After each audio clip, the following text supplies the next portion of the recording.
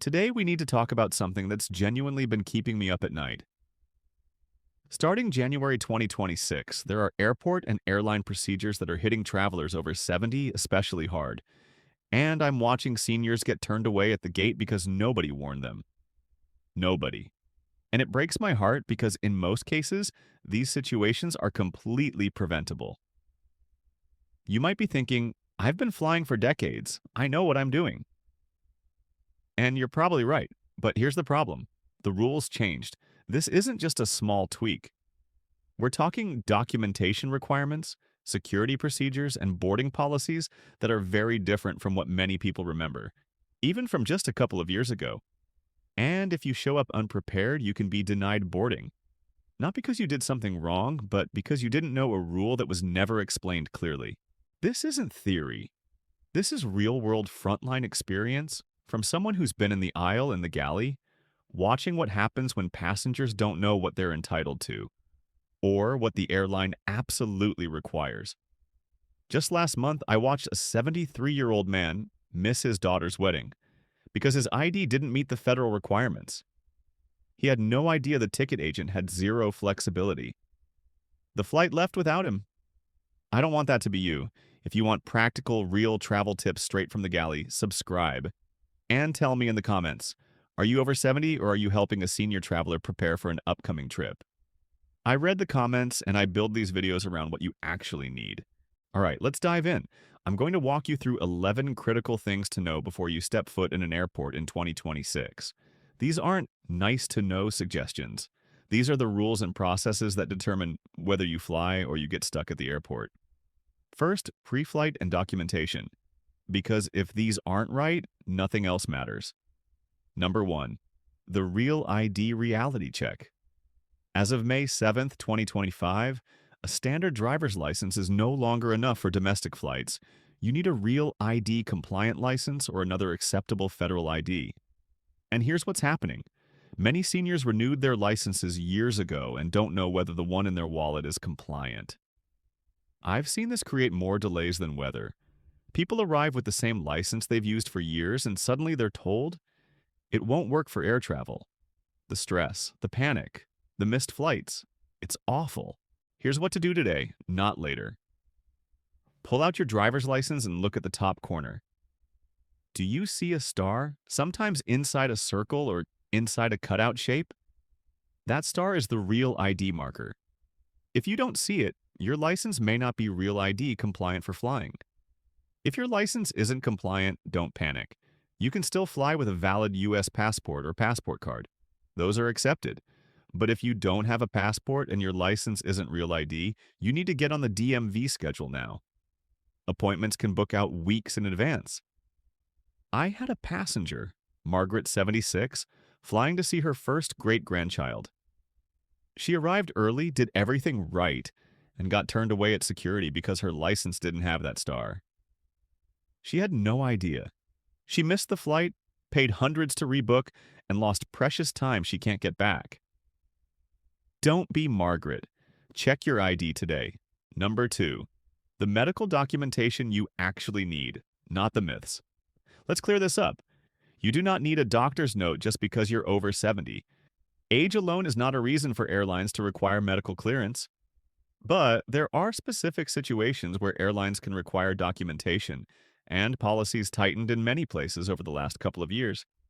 If you need in-flight oxygen, use certain medical equipment, require extensive wheelchair assistance beyond normal distances, or you have a condition that could require medical attention during the flight, you may be asked to submit a medical information form, often called a MEDIF or a medical clearance form, ahead of time, typically 48 to 72 hours before departure. Different airlines call it different things, but the goal is the same. They want confirmation from your doctor that you're fit to fly and details on what assistance you'll need. When you call the airline, say this clearly.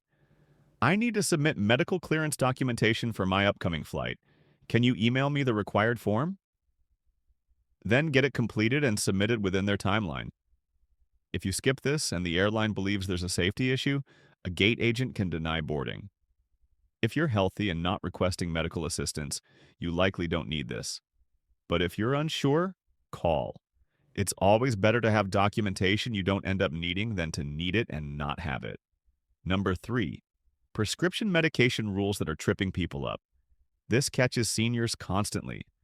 If you're traveling with prescription medication, especially controlled substances or any medication that could raise questions, make your life easier and keep it clearly labeled. The simplest best practice: carry meds in the original pharmacy labeled container with your name and the prescription details. If you love your weekly pill organizer, I get it. But for travel, don't rely on that alone. If there's ever a question at security, the labeled bottle ends the conversation quickly. Here's what to do. Ask your pharmacist for a second labeled bottle for travel, if possible, and keep your medication in your carry-on. Never checked luggage. Checked bags get delayed and lost. Your heart meds cannot. For liquid medication, like insulin or liquid antibiotics, you can bring more than the standard liquid limit, but you need to declare it. Don't bury it and hope nobody notices. Walk up and say, "I have medically necessary liquids that exceed the standard limit." They may do additional screening or testing. It usually adds a couple of minutes and it saves you a lot of stress. If you use injectable medications like insulin pens or EpiPens, carrying a copy of your prescription or a doctor's note isn't always required, but it can smooth things out fast if you run into a strict checkpoint. Now, let's talk about what happens at the airport: security and boarding. Number 4, the senior-friendly screening perk almost nobody talks about. TSA pre-check is great. Shoes stay on, belt stays on, laptop stays in the bag. But here's what many people don't realize. Travelers 75 and older are often allowed to keep shoes on during standard screening as an accommodation in many situations. Most seniors don't know this, and many officers won't announce it unless you speak up. When you reach the checkpoint, calmly say, "I'm 75 and I'd like to keep my shoes on." If your belt has a big buckle, you may still be asked to remove it, but this one tip alone can reduce stress. If you're under 75 but you fly even once or twice a year, TSA pre-check can be worth it. And here's the insider tip. Some credit cards reimburse the application fee, so check your card benefits before you pay out of pocket. Number 5, pre-boarding rights. They don't always announce clearly. Airlines are required to allow pre-boarding for passengers who need extra time or assistance. The problem is many seniors either don't hear the announcement, don't realize they qualify, or feel embarrassed to ask. Let me tell you from years on board, we want you to pre-board. It's safer for you, easier for the crew, and smoother for everyone. If you need extra time to get settled, need help with a mobility device, walk slowly, or simply need time without a crowd behind you, you qualify. At the gate, say this: "I'd like to request pre-boarding because I need extra time to get settled." That's it. No long explanation, no guilt, no embarrassment. It's a normal request. Number 6, updated mobility device screening procedures. If you travel with a cane, walker, wheelchair, or other mobility aid, expect that it may be screened separately. That can mean swabbing, extra inspection, or running it through advanced screening equipment. It's standard procedure and not personal, but it can feel frustrating if you weren't expecting it. When you arrive at security, say, "I use a mobility device and I need assistance." They can route you to a lane that can accommodate you. If you can't stand or walk through the detector, you can request to remain seated while screening is completed. Use this phrase: "I need to remain seated for screening due to mobility limitations." If you get pushback, ask for a supervisor. Supervisors are trained on accommodations. And one practical tip: if your walker or chair collapses, collapsing it before you reach the belt can speed everything up. Now, accessibility and special services. This is where a lot of seniors lose time, energy, and sometimes the entire trip. Number 7, wheelchair assistance. Request it earlier than you think. If you need wheelchair assistance, request it when you book, or at least 48 hours before you fly. Don't wait until you arrive at the airport. Airlines often rely on contracted teams, and staffing is based on advance requests. If you show up without it, you could wait a long time. And I've seen seniors miss flights because help wasn't available quickly.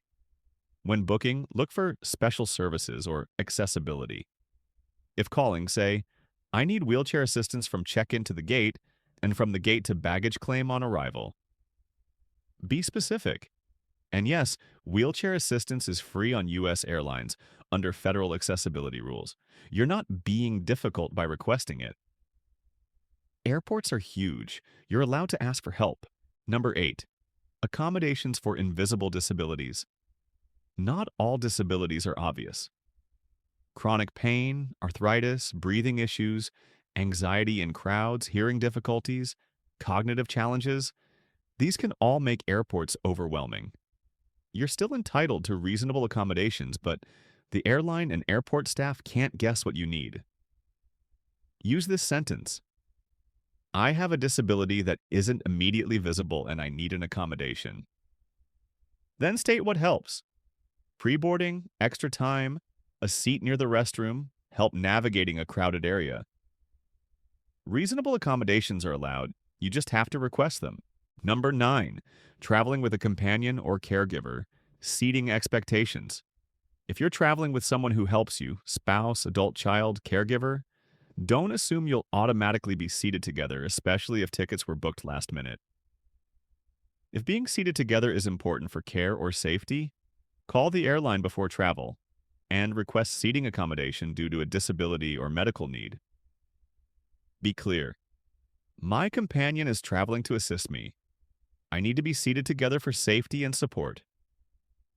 Airlines have different policies, but asking early gives you the best chance. Number 10. Oxygen, CPAP machines, and battery planning. If you travel with a CPAP, it's generally allowed as a medical device, but always confirm your airline's rules.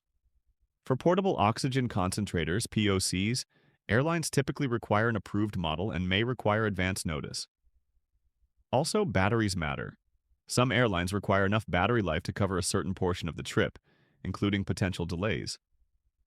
Call ahead and say, I'm traveling with a medical device, CPAP POC. What are your documentation and battery requirements? Then follow their checklist.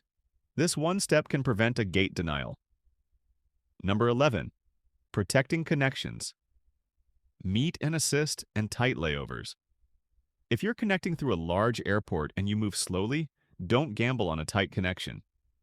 Even if it looks fine on paper, long walks, train systems, gate changes, and security rechecks can crush your timing. If you already have a tight connection, call and ask about assistance services. Wheelchair help between gates, escort support, or meet and assist options where available. One request can be the difference between making your flight and watching it pull away.